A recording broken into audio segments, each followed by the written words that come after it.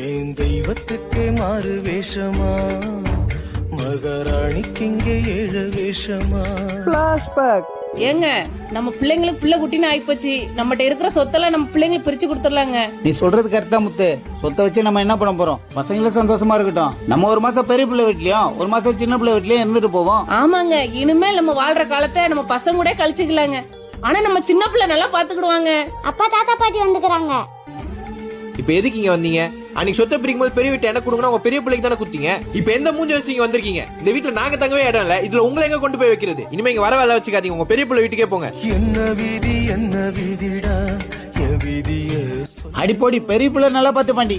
உங்க தொல்லையா இருக்கக்கூடாதுன்னு உங்க வீட்டுல பேச்சுவார்த்தை வச்சுக்காமக்கிறேன். எதுக்கு இங்க வந்தீங்க? எல்லா சொத்தையும் பிடிச்சு உங்க சின்ன பிள்ளையே குத்துறீங்க. எனக்கு ஒரு வீட்டை குத்துறீங்க. இப்ப அந்த வீட்டுல வந்து டேரா போல பாருங்களா?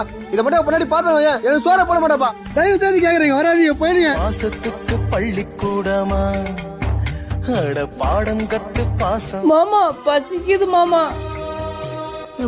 ஒரு 4 இட்லி வாங்கி கொடுங்கப்பா, என் பொண்டாட்டிக்கு பசிக்குதுப்பா. செத்து போழச்சி நம்ம பெத்து எடுப்பா, அட ரத்தம்